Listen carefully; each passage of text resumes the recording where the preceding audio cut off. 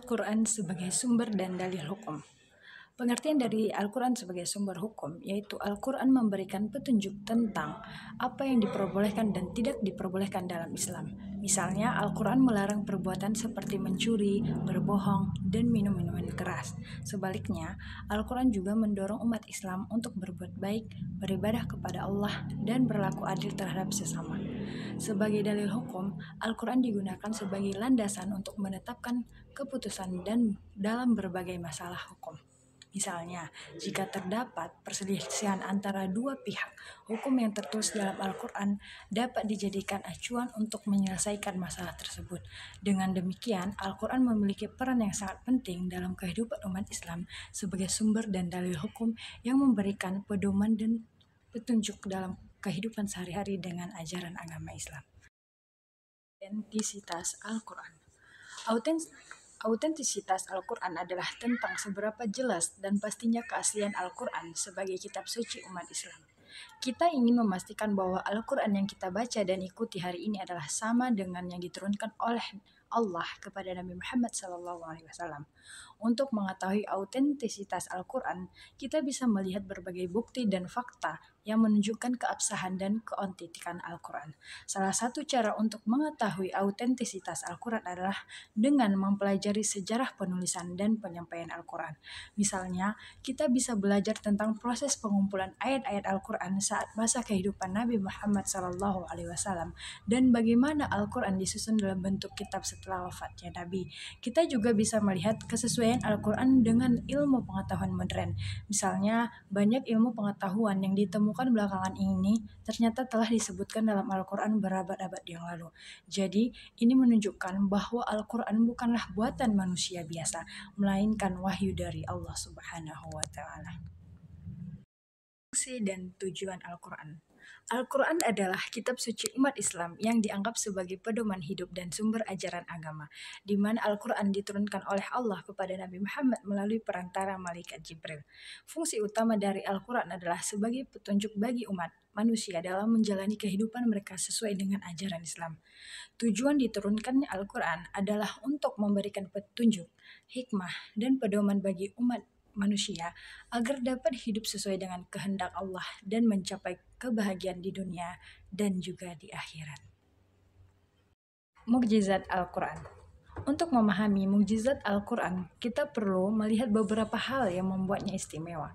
Al-Quran dianggap sebagai mukjizat karena bahasanya yang indah dan sempurna, serta karena isi dan pesan yang terkandung di dalamnya. Salah satu contoh mukjizat Al-Quran adalah keberhasilan dalam meramalkan banyak hal yang terjadi di masa depan, seperti perkembangan ilmu pengetahuan dan juga teknologi.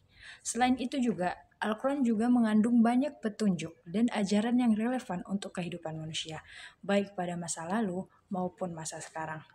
Mukjizat Al-Quran juga terlihat dari kekonsistenan dan kebenaran informasi yang terdapat di dalamnya. Meskipun diturunkan lebih dari 1400 tahun yang lalu, Al-Quran tetap relevan dan tidak pernah bertentangan dengan penemuan ilmiah modern. Dengan memahami keistimewaan Al-Quran sebagai mukjizat, kita dapat lebih menghargai dan memahami pesan-pesan yang terkandung di dalamnya, serta mengambil manfaat dari ajaran-ajaran yang disampaikan.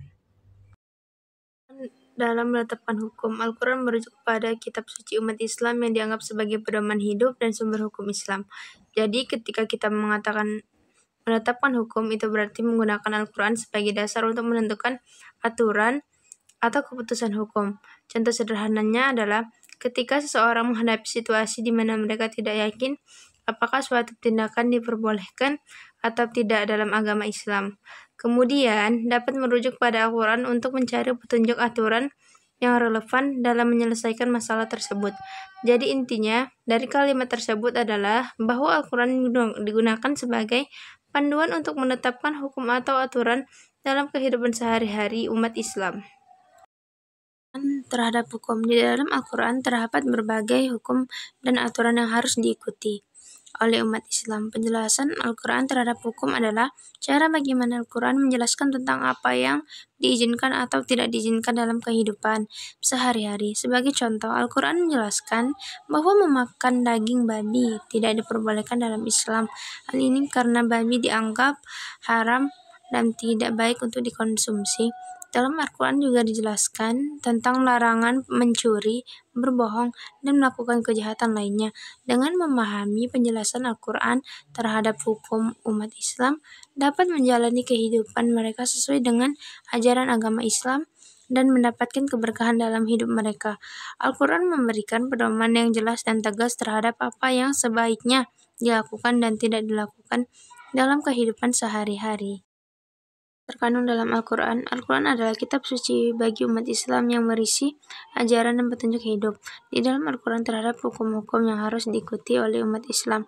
Hukum-hukum ini mencakup berbagai aspek kehidupan seperti ibadah, muamalah, dan akhlak. Contohnya Al-Quran mengatur tata cara ibadah seperti sholat, puasa, dan zakat. Selain itu, Al-Quran juga memberikan pedoman dalam berhubungan dengan sesama, seperti larangan berbohong, mencuri, dan menyakiti orang lain.